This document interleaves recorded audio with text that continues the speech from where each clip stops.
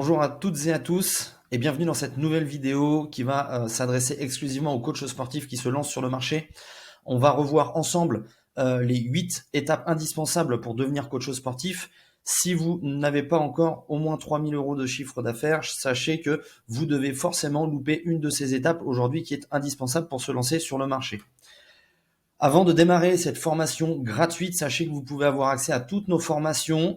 Nous avons donc un réseau de coachs sportifs d'entraide et tout ceci gratuitement, bien évidemment. Je vous expliquerai ça un tout petit peu plus tard où vous avez juste à cliquer sur le lien en dessous de la bio. Pour ma part, je m'appelle donc Alexandre, je suis personal trainer maintenant depuis plus d'une dizaine d'années et donc spécialisé dans la perte de poids. Je suis fondateur du réseau Skill Concept, c'est un réseau qui regroupe plus d'une centaine de coachs sportifs en activité. J'ai formé à l'heure actuelle depuis maintenant 7 ans plus de 150 coachs sportifs à vivre de leur passion et je continue à donner énormément de valeur gratuitement sur ma chaîne YouTube. Donc n'hésitez pas à venir consulter mes autres vidéos ou bien à intégrer notre school pour la suite. Sans plus tarder, on démarre sur la formation, les démarches indispensables pour devenir coach sportif à l'heure actuelle. Et on va démarrer par l'étape numéro 1 qui est de créer un business plan. Alors, pourquoi on crée un business plan? Tout simplement pour pouvoir étudier son marché et se donner en fait un plan d'attaque par rapport à son activité. Trop souvent, les coachs sportifs se lancent sans connaître tout simplement le marché, sans connaître leur rayon d'action, sans connaître le lieu où ils vont travailler, sans connaître les concurrents. C'est primordial pour moi aujourd'hui de pouvoir faire une analyse. Sachez que si vous tapez sur Internet un business plan, vous allez pouvoir en construire un et donc vous rendre compte aussi de ce qui se passe sur le marché. Ça vous permettra d'éviter d'avancer avec les yeux bandés tout simplement. Alors, à quoi on essaye de répondre dans ce business plan? On essaye bien évidemment de répondre à une demande, d'accord? S'il n'y a pas de problème, forcément il n'y aura pas de solution. Donc à bien étudier tout ça. On fait donc une étude de marché sur quels sont les concurrents, etc. autour de sa zone de chalandise, quelles sont les méthodes qu'ils utilisent, quels sont les process qu'ils utilisent, etc. On essaye d'en savoir du moins un maximum. Le pôle numéro 3, c'est anticiper et évaluer les risques. On fait une analyse SWOT, tout simplement pour se dire, OK, quelles sont mes limites d'activité, qu'est-ce qui va être intéressant, quelles vont être mes forces, quelles vont être mes faiblesses. On construit le modèle économique. Alors, il y a le modèle Pestel qui est intéressant, mais il y en a d'autres aussi. Voilà, combien on va gagner, combien on estime gagner d'argent sur le lancement, etc. De pouvoir faire éventuellement même un prévisionnel de chiffre d'affaires, c'est hyper intéressant. On rassemble une équipe, ou en tout cas on étudie l'équipe avec laquelle on va travailler, et le but après, c'est de mettre en place son plan d'action. Donc le business plan est essentiel pour démarrer dans une activité, que ce soit là aujourd'hui, je te parle en tant que coach, mais je parle aussi pour toutes les autres activités qui puissent exister.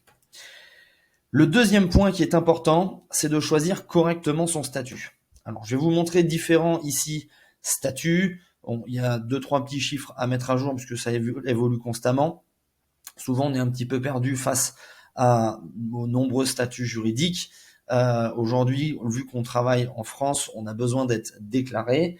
Et donc, aujourd'hui, je conseille à toutes les personnes qui se lancent, qui n'ont pas forcément beaucoup de charges quand ils se lancent, de choisir la micro-entreprise. Bien évidemment, ça ne reste que mon avis. Il y a plein d'autres montages qui existent en fonction de votre projet. Il n'y a aucun montage qui est universel.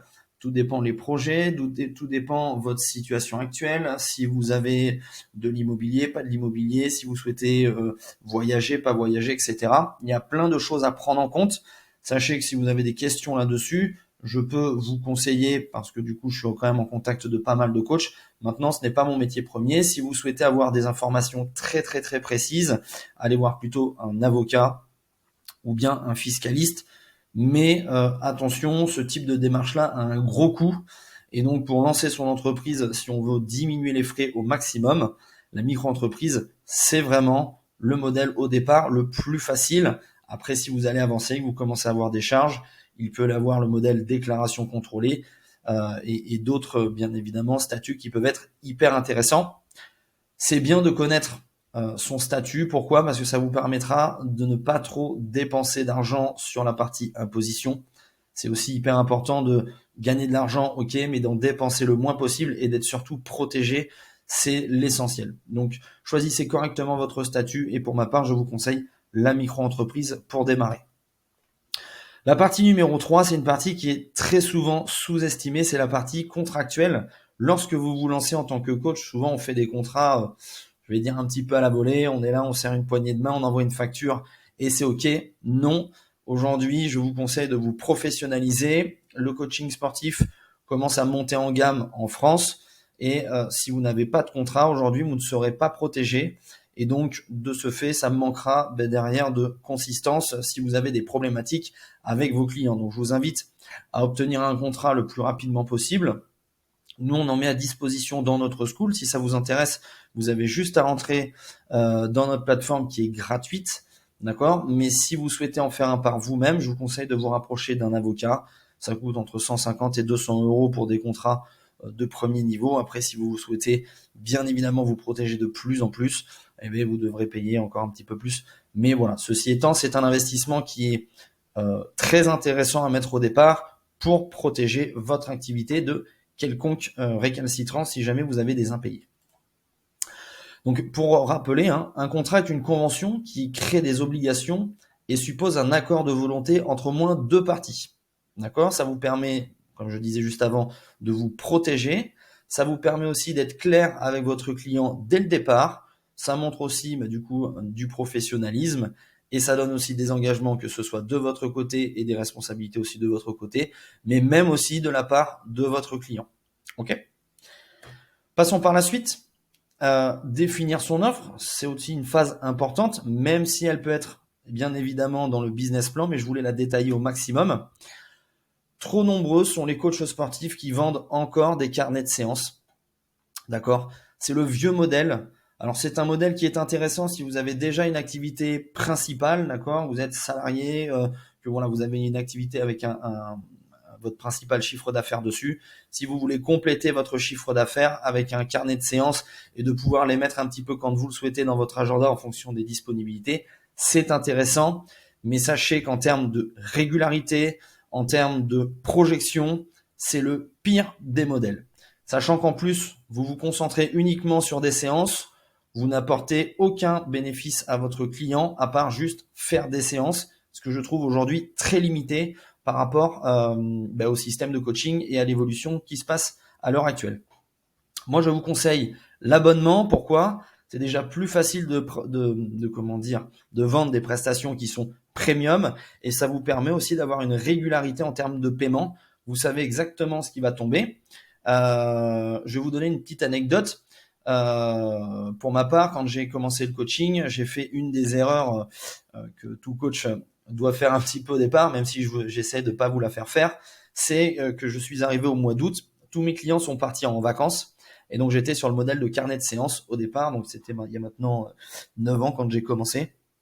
Et donc, ce qui s'est passé, c'est que comme tous mes clients sont partis, j'ai pas fait de séance, et donc je n'ai pas reçu d'argent, je n'ai pas reçu de salaire, donc ce qui m'a mis moi dans une mouise pas possible. Maintenant, j'ai réfléchi à comment je pouvais compenser ça, et le fait d'avoir un abonnement, si la personne part en vacances, par exemple au mois d'août, que moi je pars aussi en vacances, je prévois de faire un petit peu les séances avant, un petit peu les séances après. La partie séance est faite, mais ça n'empêche que je peux toujours écrire un petit message à mon client, prendre des nouvelles, lui donner quelques conseils à distance. Ça ne changera rien à mon coaching. Le but de mon coaching et surtout de l'abonnement, c'est de l'amener à un point A, à un point B, pour pouvoir lui faire atteindre ses résultats. Je lui vends absolument jamais de séance. Donc l'abonnement aujourd'hui pour moi, c'est hyper important. Réfléchissez aussi à la moyenne des tarifs que l'on propose en France.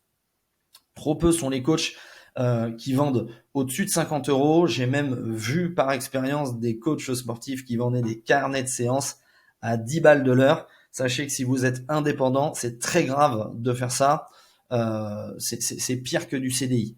Donc, vraiment évoluez là-dessus, formez-vous, c'est vraiment un des conseils que je peux vous donner, et mettez un système, en tout cas une offre concrète en place, solide, que personne pourra refuser. Sachez que je propose des appels stratégiques. Si vous voulez qu'on discute éventuellement de votre grille tarifaire, d'un contrat, de quoi que ce soit, je peux vous aider complètement. Il suffit juste d'aller en dessous de la vidéo, on réserve un créneau ensemble et vraiment pendant 1 heure, j'essaye de vous faire avancer, de vous donner un plan d'action personnalisé pour essayer de vous faire passer le step supérieur, comme Déborah aujourd'hui qui a déjà fait le pas et qui nous a déjà rejoint dans notre accompagnement. J'enchaîne rapidement sur la partie numéro 5 qui est pour moi la partie marketing. Ok. Alors, il y a deux types de marketing. Il y a le marketing physique et il y a le marketing digital. Les coachs sportifs, au départ, se concentrent énormément sur le marketing physique. C'est-à-dire que ils vont avoir des cartes de visite, des t-shirts, ils vont faire des flyers, ils vont faire des affiches, ils vont faire des roll-up, etc. Ok, c'est bien, mais franchement, ce n'est pas du tout un investissement qui va vous servir dès le départ. Pourquoi? Parce que si vous travaillez dans un club, si vous travaillez à domicile, allez voir les gens, allez rencontrer les gens, ce sera beaucoup plus efficace que de mettre aujourd'hui de l'argent dans du marketing physique, sachant qu'il va falloir créer un logo, il va falloir faire des impressions, donc ça va vous demander toute une avance d'argent pour avoir aucun effet immédiat. Par contre, l'avantage du marketing digital, c'est qu'aujourd'hui, la création de contenu est gratuite, c'est accessible, il y a plein d'outils. Si vous souhaitez avoir des outils, n'hésitez pas à poser une question en dessous et j'essaierai de vous répondre le plus rapidement possible. Mais il y a plein d'outils aujourd'hui qui permettent de faire des créations assez sympas, d'accord, sans avoir trop de connaissances et ça vous permet surtout de pouvoir rentrer en contact directement avec des clients. Donc concentrez-vous plutôt sur la partie digitale au départ si vous vous lancez en tant que coach sportif et que si vous souhaitez aussi bien évidemment créer une partie de marketing. Si vous êtes par exemple dans un club de fitness, que ce soit Basic Fit, Fitness Park ou d'autres clubs, allez sur le club, c'est vous le premier élément marketing, c'est vous avec votre t-shirt et quand vous allez voir les gens, il n'y a pas plus rapide que ce modèle-là à l'heure actuelle. Pour la partie marketing, je suis bon. Juste voilà le dernier point, concentrez-vous sur la partie digitale et moins sur la partie physique, en tout cas plutôt dans un second temps. La partie 6, c'est la partie vente. Les coachs sportifs qui sortent de diplôme sont bien évidemment bons techniciens puisqu'ils ont les idées fraîches, ils ont toutes leurs méthodes en tête, etc. Ok, c'est super, mais maintenant il va falloir arriver sur le marché et proposer vos services aux personnes. Et si vous ne savez pas vendre, vous pouvez être le meilleur coach du monde, vous arrêterez forcément un jour ou l'autre. Il faut savoir qu'en plus, entre 2 et 3 ans, il y a un turnover de dingue en termes de coach sportif. Pourquoi? Parce qu'ils n'arrivent pas à vivre de leur activité. Et la première compétence qu'ils ne prennent pas en compte, c'est la partie vente, au-delà de la partie marketing et tout ce que je vous ai expliqué avant. Alors, ici, nous, dans notre modèle et dans la façon de proposer les choses aux clients, nous, on a 4 étapes pour la vente. Aujourd'hui, c'est l'un de nos points les plus solides que l'on ait dans notre réseau. Il faut discuter avec des clients. Si vous ne discutez pas correctement avec les clients, excusez-moi, si vous n'avez pas assez de flux de clientèle, forcément derrière vous aurez très peu de ventes puisque c'est normal, c'est un entonnoir. Donc discutez correctement avec les gens. Il y a des manières d'aborder les gens. Nous ensuite on fait une séance bilan. C'est un conseil que je vous donne aussi, c'est de ne pas prendre en charge un client si vous n'avez pas fait de séance bilan, que ce soit sur les antécédents médicaux, que ce soit sur le niveau de votre client, que ce soit sur son objectif, etc. Vous avez besoin de faire une séance bilan aujourd'hui sur un protocole de vente. On capte toutes les informations nécessaires, donc objectif et besoin, et derrière, vous allez pouvoir le tester. Donc une fois que vous avez tous ces éléments-là, on peut tester correctement le client à son niveau, et donc ça fait partie d'une séance d'essai. Aujourd'hui, si vous vendez quelque chose de premium, vous devez tester, c'est essentiel, et derrière, faire cette phase de débriefing, donc expliquer exactement les points forts, les points faibles de votre client, et surtout l'amener vers le résultat, lui expliquer exactement le processus de transformation que vous allez faire avec lui. Si vous avez besoin d'en savoir plus sur la méthode de vente que l'on propose, je vais créer très bientôt une vidéo sur tout le protocole que l'on a mis en place gratuitement pour que vous puissiez, vous, derrière, l'appliquer, que vous soyez, peu importe, en ligne, à domicile, en club. Vraiment, c'est un protocole de vente qu'on peut dupliquer à l'infini. Dernière partie qui est pour moi très très souvent sous-estimée, c'est la partie administrative. Alors, il y a plusieurs points sur la partie administrative. En tout cas, il y a la première partie qui est de traquer ses résultats.